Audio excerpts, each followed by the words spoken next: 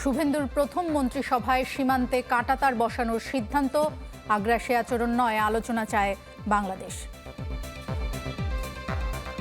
বাংলাদেশের মানুষ কাঁটাতার ভয় পায় না, বাংলাদেশের সরকারও কাঁটাতার ভয় পায় না। এই বাংলাদেশ সেই জঘন্য গুলামি বাংলাদেশ না যে বসে দেখবে। দুর্নীতির সাথে আপোষ নয়, সন্ত্রাস দমনে রাজনৈতিক পরিচয় বিবেচনায় না নিতে পুলিশকে নির্দেশ প্রধানমন্ত্রীর।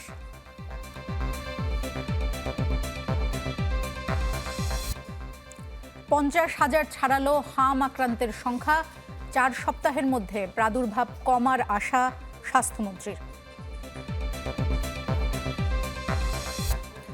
দ্বিতীয় পদ্মা সেতু নির্মাণের পথে এগুচ্ছে সরকার, শেষ দিকে সম্ভাব্যতা যাচাই জানালেন রবিউল আলম।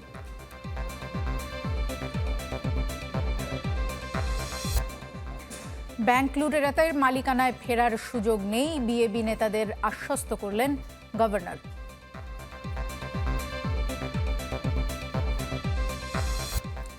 এবং 3 দিনেও ধরাছোঁয়ার বাইরে গাজীপুরে 5 খুনের মূল আসামি, হত্যার সময় উচ্চ শব্দে চলছিল টেলিভিশন।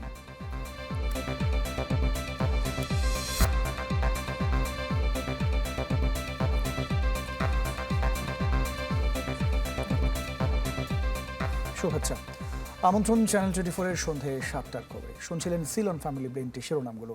পুরো খবরে আপনাদের সাথে আমরা দুজন, আমি মোহাম্মদ ইমতিয়াজ, নাজদিন নাসিদুল্লাহ। সীমান্তে কাঁটাতার বসাতে 45 দিনের মধ্যে বিএসএফকে জমি হস্তান্তর করবে পশ্চিমবঙ্গের বিজেপি সরকার। শুভেন্দু অধিকারী মুখ্যমন্ত্রীর দায়িত্ব নেয়ার পর প্রথম মন্ত্রিসভা বৈঠকে এই সিদ্ধান্ত নেওয়া হয়। এদিন সরকারি চাকরিতে প্রবেশের বয়স বাড়ানো সহ গুরুত্বপূর্ণ আরও 6টি সিদ্ধান্ত নেয় বিজেপি সরকার। বাংলাদেশের সাথে ভারতের রয়েছে 4096 কিলোমিটারের বেশি সীমান্ত, এর মধ্যে অর্ধেকের বেশি পশ্চিমবঙ্গের সাথে। মমতা সরকারের বিরুদ্ধে আন্তর্জাতিক এই সীমান্ত আরক্ষিত রাখার অভিযোগ তুলে বিজেপি নির্বাচনী প্রচারণায় গুরুত্ব পায় সীমান্তে বেড়া নির্মাণ ও অবৈধ অনুপ্রবেশকারীদের প্রত্যাবাসনের বিষয়টি। দায়িত্ব নেয়ার পর মন্ত্রিসভার প্রথম বৈঠকেই হলো সেই এজেন্ডার বাস্তবায়ন। আমাদের দেশের সুরক্ষার প্রশ্ন। বাংলাদেশ সীমান্তে কাঁটাতারের জন্য প্রয়োজনীয় জমি 45 দিনের মধ্যে বিএসএফের হাতে তুলে দেওয়ার ঘোষণা দিয়েছেন নয়া মুখ্যমন্ত্রী শুভেন্দু অধিকারী। আজ থেকেই শুরু হবে জমি অধিগ্রহণ প্রক্রিয়া। বৈঠকে রাজ্যে সরকারি চাকরিতে প্রবেশের বয়স বাড়ানো সহ গুরুত্বপূর্ণ আরও 6টি সিদ্ধান্ত নেওয়া হয়। শুভেন্দু অধিকারীর নেতৃত্বে শনিবার মন্ত্রী হিসেবে শপথ নেন দিলীপ ঘোষ, অগ্নিমিত্রা পাল, অশোক কীর্তনিয়া, নিশীথ প্রামাণিক এবং ক্ষুদিরাম টুডু। বাকি সদস্য কারা হবেন সে বিষয়ে এখনও কিছু জানানো হয়নি। মঙ্গলবার নির্বাচিত করা হবে বিধানসভার অস্থায়ী স্পিকার। এই পদে শপথ নিতে পারেন বিজেপি সিনিয়র বিধায়ক ও অভিজ্ঞ রাজনীতিবিদ তাপস রায়। পরবর্তী 2 দিনে বাকি বিধায়করা শপথ নেবেন বিধানসভায়। মিলা খন্দকার, চ্যানেল 24। এদেশের মানুষ কাঁটাতারকে ভয় পায় না, কারণ গোলামির বাংলাদেশ আর নেই। তাই ভারতকে আগ্রাসী আচরণ না করার আহ্বান জানিয়েছেন প্রধানমন্ত্রীর পররাষ্ট্র বিষয়ক উপদেষ্টা হুমায়ুন কবির। তিনি জানিয়েছেন, দ্বিপাক্ষিক ইস্যু আলোচনার মাধ্যমে সমাধান করতে চায় বাংলাদেশ। পশ্চিমবঙ্গে বিজেপি সরকার গঠনের 2 দিন পর প্রথম মন্ত্রিসভা বৈঠক, যেখানে বাংলাদেশ সীমান্তে কাঁটাতারের জন্য প্রয়োজনীয় জমি 45 দিনের মধ্যে বিএসএফ এর হাতে তুলে দেওয়ার ঘোষণা দেয় শুভেন্দু সরকার। এমন সিদ্ধান্তের বিষয়ে বাংলাদেশের তাৎক্ষণিক প্রতিক্রিয়া জানতে চাইলে প্রধানমন্ত্রীর পররাষ্ট্র বিষয়ক উপদেষ্টা হুমায়ুন কবিরের সাফ জবাব, এদেশের মানুষ কাঁটাতারের বেড়া ভয় পায় না। We won't get into their internal politics. আর কাঁটাতার দিয়ে বাংলাদেশের মতো দেশকে এখন ডর দেখানোর মতো কোনো জায়গা নেই। দেখেন, যদি মানুষের সাথে সম্পর্ক করতে চান, বাংলাদেশের মানুষ কাঁটাতার ভয় পায় না, বাংলাদেশের সরকারও কাঁটাতার ভয় পায় না। যেখানে আমাদের কথা বলা দরকার আমরা কথা বলবো। আশা করেন ভারত মানবিক হবে সীমান্ত ইস্যুতে, দ্বিপক্ষীয় বিভিন্ন ইস্যুতে আলোচনার কথাও বলেন Humayun Kabir. If we are looking at building people to people connection and visibility, তখন ওনাস হচ্ছে বর্ডারে ভারতও দেখাইতে হবে এই মানবিক approach to dealing with security. এখানে তো আর আপনি আগে যে কাহিনী হল যাচ্ছি, যদি মানুষ গুলি মারে হত্যা করা হয় বা তারে লাগাইয়া আপনি ফেলে রাখবেন, যেগুলো আগে দেখছি আমরা হাসিনার সময়। তো ওই নমুনায় তো আর বর্ডার কোনোদিন ইনশাল্লাহ আসবে না। আর ওই নমুনায় যদি কেউ বর্ডার করতেও চায়, এই বাংলাদেশ সেই জঘন্য গোলামি বাংলাদেশ না যে বসে দেখবে। ভিন্ন এক প্রশ্নের জবাবে তিনি জানান, দিল্লিতে বসে শেখ হাসিনা সন্ত্রাসী কার্যক্রম করবে না প্রতিশ্রুতি দিয়েছে দেশটি। ভারতের সভরেন স্পেস থেকে কোনো ধরনের ডিস্টেবিলাইজেশন করার চেষ্টা না হয় আমাদের দেশে, যাতে তাকে ওই স্পেস না দেওয়া হয়। তো আমরা আশা করি, যেমন আশ্বস্ত আমরা হয়েছি ভারতের সরকার থেকে, যে ওই স্পেসটা তারা দিবে না। হুমায়ুন কবির কথা বলেন চীন সফর নিয়েও, জানান দেশটির এক্সিম ব্যাংক তিস্তায় অর্থায়নে আগ্রহ দেখিয়েছে। চায়নার এক্সিম ব্যাংক ও ইন্টারেস্ট শো করছে টু ফাইন্যান্স দি তিস্তা প্রজেক্ট। সো ওই দিক থেকে আপনার ওখানে একটা পজিটিভ আলোচনা হয়েছে। মোর্শেদ হাসিব, চ্যানেল 24, ঢাকা। বাংলাদেশে সংখ্যালঘুদের উপর নির্যাতন সহ্য করা হবে না, সচিবালয়ে এক সংলাপে এই হুঁশিয়ারি দিয়েছেন ধর্মমন্ত্রী কাজী শাহ মোফাজ্জল হোসেন কায়কোবাদ। এ সময় ভারতে সংখ্যালঘুদের নিরাপত্তা দিতে দেশটির সরকারের প্রতি আহ্বানও জানিয়েছেন তিনি। প্রয়োজন বোধে মন্ত্রিত্ব ছেড়ে দেব, কিন্তু এখানে কোনো সংখ্যালঘুদের উপরে কোনো অন্য ধর্ম অবলম্বিতের উপর অত্যাচার, অভিযান, জুলুম, নির্যাতন সহ্য করব না ইনশাআল্লাহ। ওনাদেরকে আমি শ্রদ্ধা করি জন্য, যেহেতু ওনাদের দেশে গণতন্ত্রটাকে ওনারা খুব লালন করে। দুর্নীতি দুঃশাসনের সাথে কোনো আপোষ নয়। সন্ত্রাস দমনে রাজনৈতিক পরিচয় না দেখে পুলিশকে অপরাধ বিবেচনায় নেওয়ার নির্দেশ দিয়েছেন প্রধানমন্ত্রী তারেক রহমান। পুলিশ সপ্তাহে বাহিনীর কর্মকর্তাদের উদ্দেশ্যে ভাষণে তিনি জানিয়েছেন, মেধা আর সততাই হবে নিয়োগ, বদলি, পদোন্নতির মূলনীতি। পুলিশ সপ্তাহ উপলক্ষে রাজধানীর তেজগাঁওয়ে প্রধানমন্ত্রীর কার্যালয়ে এই অনুষ্ঠান, যেখানে অংশ নেন বাহিনীর ঊর্ধ্বতন কর্মকর্তারা। দিক নির্দেশনা দিয়ে তাদের উদ্দেশ্যে ভাষণ দেন প্রধানমন্ত্রী তারেক রহমান। বলেন, নতুন প্রজন্মের জন্য একটি নিরাপদ ও মানবিক রাষ্ট্র গড়তে চায় তার সরকার। আপনাদের উপরে যে অর্পিত দায়িত্ব, এই দায়িত্বটা যদি সফলভাবে পালনের সক্ষমতার পরিচয় দেন, আমি বিশ্বাস করি যেই কথাটা বলছিলাম, যে একটি নিরাপদ মানবিক বাংলাদেশ, বর্তমান সরকারের নিরাপদ বাংলাদেশ প্রতিষ্ঠার পথে এক ধাপ আমরা এগিয়ে যেতে সক্ষম হব। সন্ত্রাস দমনে রাজনৈতিক পরিচয়কে বিবেচনায় না নেওয়ার আহ্বান জানান তিনি। বলেন, সততা ও মেধাই হবে নিয়োগ, বদলি, পদোন্নতির মূলনীতি। যে দুর্নীতি, সন্ত্রাস নিয়নে ব্যক্তির রাজনৈতিক পরিচয় নয়, যে বা যারা অপরাধে লিপ্ত হবে তাকে আপনারা অপরাধী হিসেবেই বিবেচনা করবেন। সততা, মেধা এবং দক্ষতাই হবে প্রশাসনের নিয়োগ, বদলি কিংবা প্রমোশনের মূলনীতি। সরকার প্রধান বলেন, আওয়ামী লীগ সরকারের মেয়াদে মেগা প্রকল্পে অপ্রয়োজনীয় খরচের কারণে ঋণের বোঝা বেড়েছে। এই অপ্রয়োজনীয় খরচগুলো না হতো, তাহলে আপনাদের সহ আর্মির বলেন, এয়ারফোর্সের বলেন, নেভির বলেন, সহ শিক্ষা বলেন, স্বাস্থ্য বলেন, প্রত্যেকটি ক্ষেত্রে আমরা আরো বেটার কিছু করতে পারতাম। নিজেদের অবস্থান থেকে দেশের জন্য কাজ করতে সবাইকে আহ্বান জানান প্রধানমন্ত্রী তারেক রহমান। যতটুকু সম্ভব আমরা ছাড় দিয়ে আমরা সামনে এগিয়ে যেতে সকলকে সহযোগিতা করি। আশাকিন প্রিন্স, চ্যানেল 24, ঢাকা। পুলিশে চেইন অব কমান্ড ভাঙলে ব্যবস্থা নেওয়া হবে। পুলিশ সপ্তাহের অনুষ্ঠানে হুঁশিয়ারি দিয়েছেন স্বরাষ্ট্রমন্ত্রী সালাউদ্দিন আহমেদ। তিনি বলেছেন, বাহিনীর শৃঙ্খলার সাথে আপোষ করা হবে না। এ সময় মন্ত্রী জানান, পুলিশ সাইবার ক্রাইম ইউনিট প্রতিষ্ঠায় আইন প্রণয়নে কমিটি করা হয়েছে। যারা ব্রেক করবেন তাদের বিরুদ্ধে আমি মন্ত্রণালয়ে যোগদান করার পরের দিনই মেসেজ দিয়েছি, তাদের বিরুদ্ধে মেজার্স নেওয়া হবে। আমরা একটি আইন প্রণয়নের জন্য হাই লেভেল কমিটি করে দিয়েছি কিছুদিন আগে।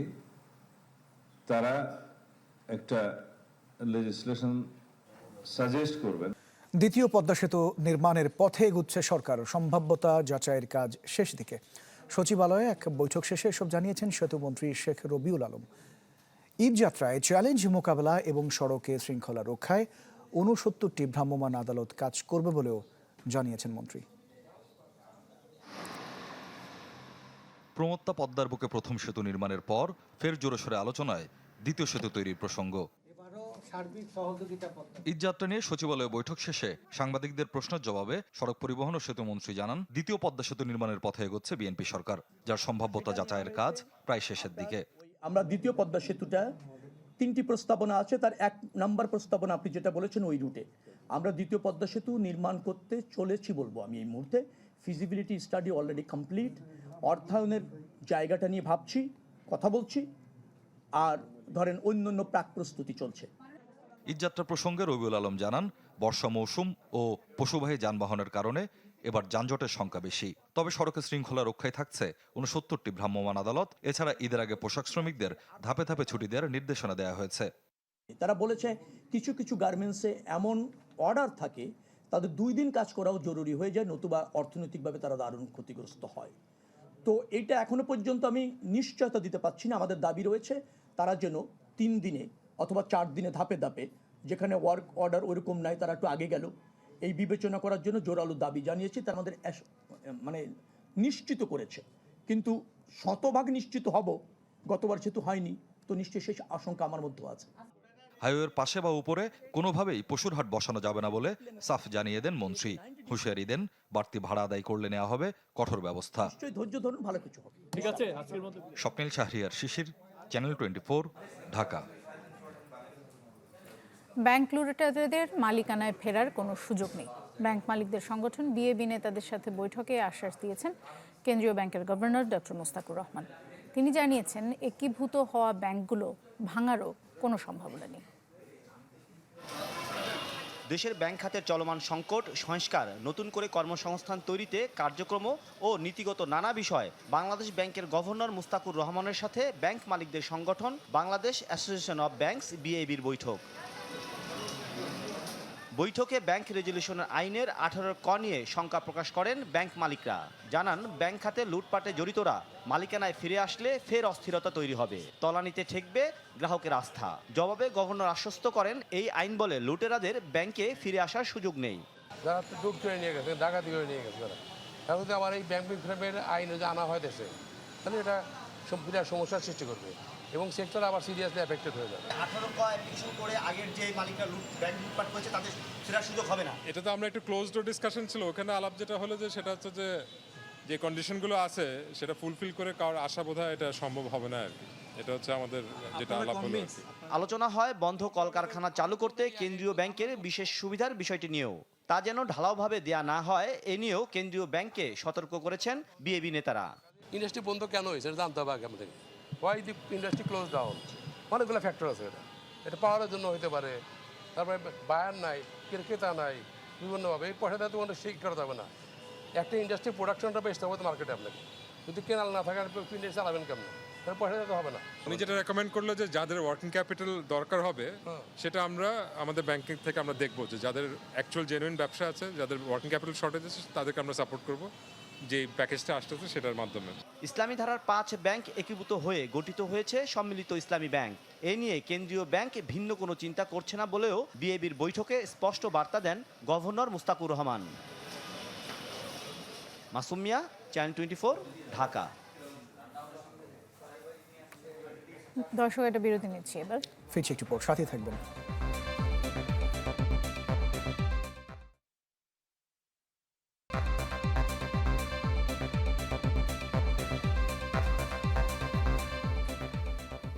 দর্শক, আবার আমন্ত্রণ সন্ধ্যা 7টার খবরে। আপনারা দেখছেন চ্যানেল 24। রাজধানীর মোহাম্মদপুরে অভিযানে পুলিশের ওপর হামলা চালিয়েছে ছিনতাইকারীরা। এই সময় পুলিশ গুলি চালালে আহত হয় এক ছিনতাইকারী। গ্রেফতার করা হয় 3 জনকে। ভোরে মোহাম্মদপুর টাউন হল এলাকায় অভিযান চালায় পুলিশ। পরে সংবাদ সম্মেলনে জানিয়েছে, সংঘবদ্ধ হয়ে ছিনতাইয়ের প্রস্তুতি নিচ্ছিল একদল দুর্বৃত্ত। এ সময় পুলিশের অবস্থান টের পেয়ে আক্রমণ চালায় ছিনতাইকারীরা। পরে গ্রেফতার করা হয় 3 জনকে। অভিযানে বেশ কিছু চাইনিজ কুড়াল, চাপাতি, চাকুসহ মোবাইল ফোন জব্দ করেছে পুলিশ।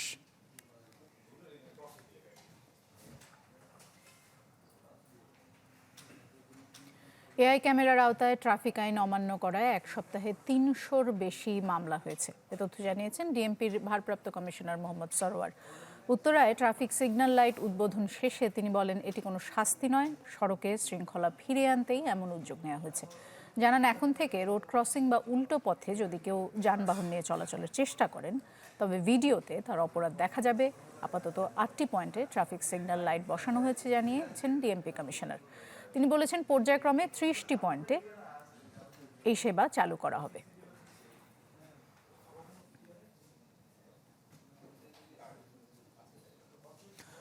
গাজীপুরে 5 খুনের ঘটনায় এখনও ধরাছোঁয়ার বাইরে মূল আসামি ফোরকান মোল্লা। বাড়ির মালিকের দাবি হলো হত্যাকাণ্ডের দিন উচ্চ শব্দে টেলিভিশন চালানোয় অন্য কোনো শব্দ শুনতে পাননি প্রতিবেশীরা। পুলিশের দাবি জড়িতদের ধরতে অভিযান চলছে। একই পরিবারের 5 সদস্যের হত্যাকাণ্ডের পর গাজীপুরের কাপাসিয়ার এই বাড়িতে ঝুলছে তালা। কথা হয় বাড়ির মালিক প্রবাসী মনিরের স্ত্রীর সাথে। তিনি জানান একই ফ্ল্যাটে থাকলেও ওই পরিবার মিশত না তাদের সাথে। ঘটনার দিন রাতে উচ্চ শব্দে চলছিল টেলিভিশন।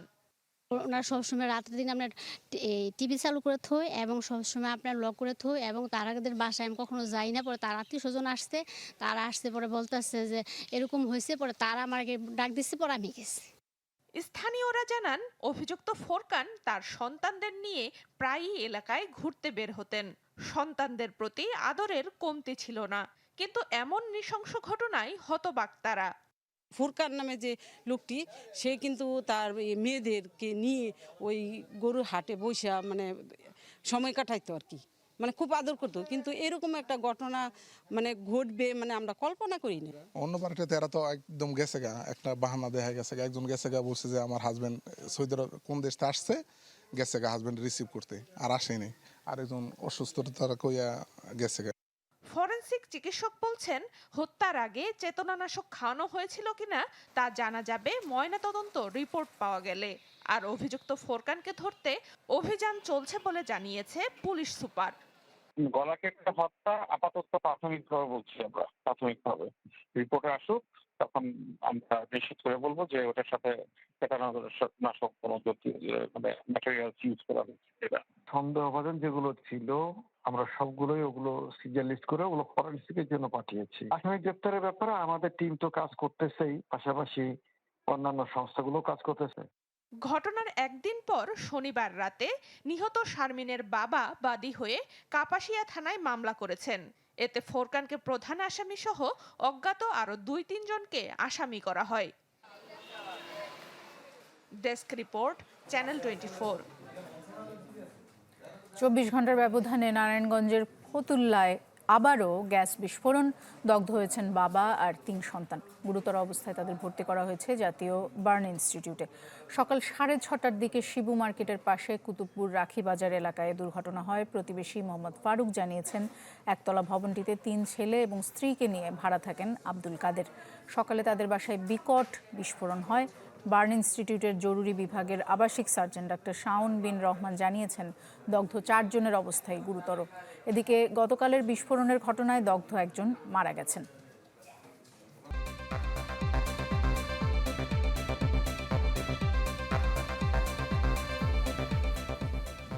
আরও একবার স্বাগত সন্ধ্যায় 7টার খবরে। আপনারা চ্যানেল 24 দেখছেন। কাঁথা বালিশ থেকে শুরু করে বাসাবাড়ির আবর্জনা সবই ফেলা হচ্ছে যেখানে সেখানে। এর ফলে পানি প্রবাহ বন্ধ হয়ে সামান্য বৃষ্টিতেই দেখা দেয় জলাবদ্ধতা। এ অবস্থায় রাজধানীবাসীর সচেতনতা আর সহযোগিতা ছাড়া সমস্যার সমাধান করার কোনো উপায় দেখছে না সিটি কর্পোরেশন। তুষার লস্করের ছবিতে আশরাফুল আলম আকাশের রিপোর্ট। সামান্য বৃষ্টিতেই রাজধানীর রাজপথে পানিবন্দী জীবন। বিশেষ করে কুতুবখালী, জুরাইন সহ ঢাকা দক্ষিণ সিটির জনবহুল এলাকার মানুষদের কাছে এমন ভোগান্তি নিত্যদিনের। এসব এলাকায় পরিচ্ছন্নতার কাজেও বেগ পেতে হয় সিটি কর্পোরেশনের কর্মীদের। সামান্য বৃষ্টি যেন এই কুতুবখালী এলাকার বাসীর জন্য এক আতঙ্কের নাম হয়ে দাঁড়িয়েছে। এখানে বৃষ্টি হলেই যারা পরিচ্ছন্নতা কর্মীরা আছেন তারা কিন্তু এখানে এক চ্যালেঞ্জের মধ্যে তাদের কাজ করতে হয়, কারণ খালের সাথে এমন এমন জিনিস ভেসে আসে যা আসলে তাদের নানানভাবে বেগ পেতে হচ্ছে। আচ্ছা, আপনারা কি কি এখান থেকে আসলে তুলতে পেরেছেন একটু বলবেন? বস্তায় বালিশ পাওয়া গেছে, তোষক পাওয়া গেছে, আর এটি পাওয়া যায় আরও বহু কিছু। বস্তার ভিতরে ময়লা ভইরা ভইরা ফালায় খালের ভিতরে। আমরা কাম করে যাওয়ার পরেও কি সিটি কাম করে না। বাসাবাড়ির এসব বর্জ্যের কারণে বন্ধ হয়ে যাচ্ছে খাল আর ড্রেনেজের পানি প্রবাহ, যা দুর্বিষহ করে তোলে নগরবাসীর জীবনযাত্রা। এমন পরিস্থিতির জন্য নিজেদেরই দুষছেন স্থানীয়রা।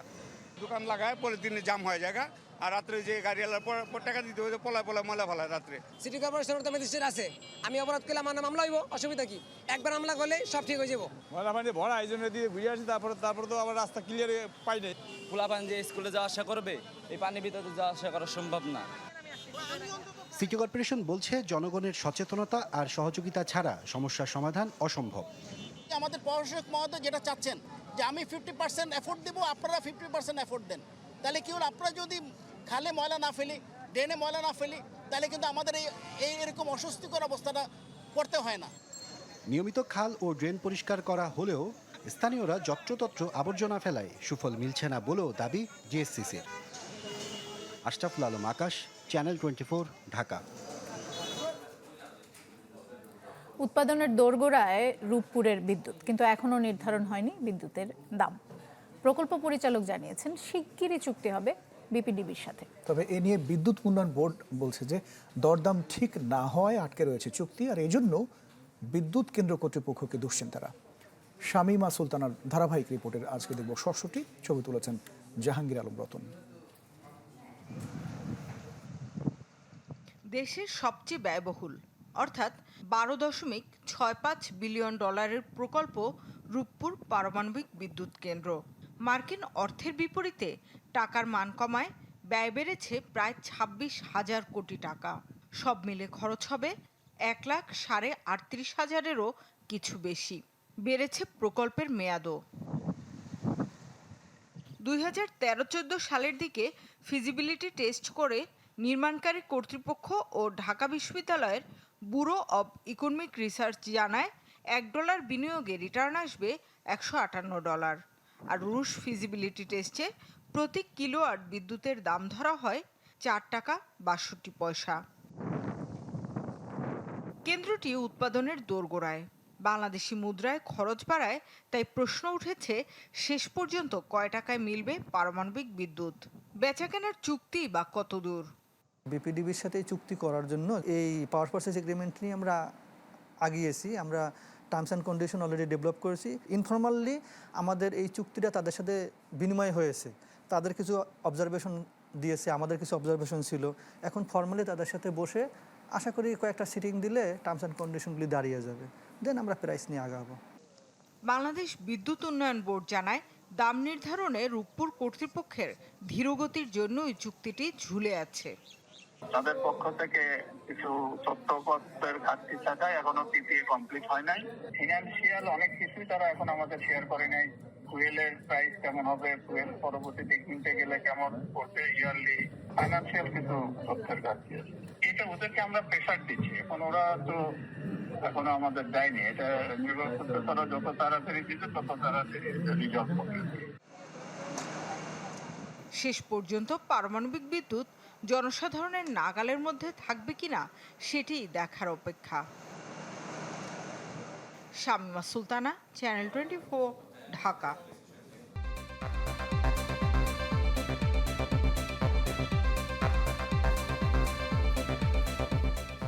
দর্শক, আবার আমন্ত্রণ সন্ধ্যা 7টার খবরে। তারপরে দেখছেন চ্যানেল 24।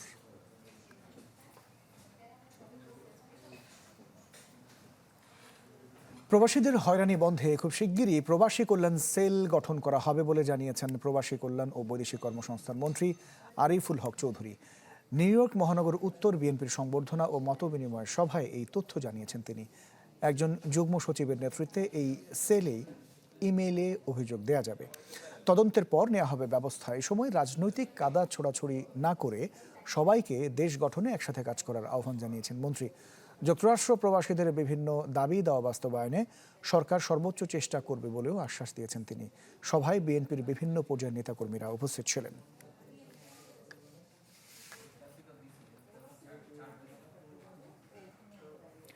ডোনাল্ড ট্রাম্প ইরানের শান্তি প্রস্তাব প্রত্যাখ্যান করতেই বিশ্ববাজারে বেড়েছে জ্বালানি তেলের দাম।